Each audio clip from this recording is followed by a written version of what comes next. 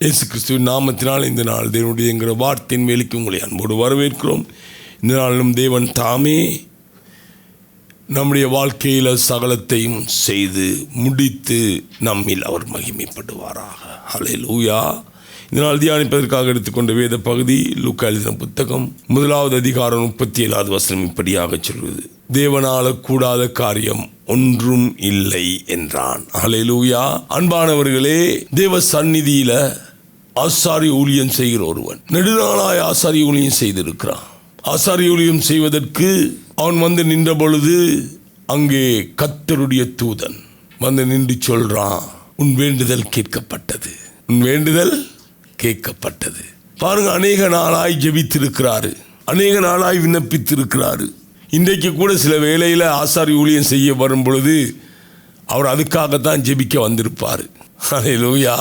ஆனால் உன் வேண்டுதல் கேட்கப்பட்டது என்று சொன்ன பொழுது அவரால் அதை நம்ப முடியவில்லை. இன்றைக்கு நம்மிலும் அநேகர் தேவனுக்கு ஊழியம் செய்கிறோம், ஏலாது, சில வேளை பலவீனம், சில வேளை சுகையினம், இதன் மத்தியிலும் தேவனுக்கு ஊழியம் செய்கிறோம். இவருக்கு வயது முதிர்ச்சி, அதன் மத்தியிலும் தேவனுக்கு ஊழியம் செய்ய வேண்டும் என்கிற வைராக்கியம். ஆனால் அவருடைய விண்ணப்பம் கேட்கப்பட்டது என்ற செய்தியை அவரால் நம்ப முடியவில்லை.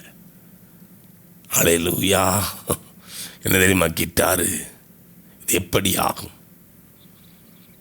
மாமிசத்தின் மேல் நம்பிக்கை, நான் கிழவனா இருக்கிறேன், என் மனைவி கிழவியா இருக்கிறா. அன்பானவர்களே, தேவனால கூடாத காரியம் ஒன்றும் இல்லை. கற்பம் செத்தவள் என்று எண்ணப்பட்டவளை கொண்டு, இன்னும் சொல்ல போனா கற்பப்பையே இல்லாதவளை கொண்டு கூட தேவனால் காரியத்தை செய்ய முடியும். ஹல்லேலூயா. அவர் சகலத்திற்கும் அப்பாற்பட்டவர். ஹல்லேலூயா. அவர் சகலத்திற்கும் அப்பாற்பட்டவர். இந்த நாளில் உங்களை பார்த்து சொல்லுகிறேன், உங்கள் வாழ்க்கையில் தேவனால கூடாத காரியம் ஒன்றும் இல்லை. நீங்கள் மாமிச சிந்தையாக இருக்காதீங்க. இது எப்படி நடக்குன்னு யோசிக்காதீங்க, இது அப்படி நடக்குமான்னு யோசிக்காதீங்க, இது இப்படி நடக்குமான்னு யோசிக்காதீங்க, அவங்களுக்கு நடந்த மாதிரி எந்த வாழ்க்கையில் அப்படிதான் நடக்குமான்னு யோசிக்காதீங்க. ஒன்றை மாத்திரம் சிந்தித்துக் கொள்ளுங்கள், தேவனால் கூடாத காரியம் ஒன்றும் இல்லை. அவருக்கு காற்றும் தேவையில்லை, மழையும் தேவையில்லை, அவருக்கு தண்ணியை கொடுப்பதற்கு ஆறும் தேவையில்லை, குளமும் தேவையில்லை. காய்ந்து போன கற்பாறையே போதும்.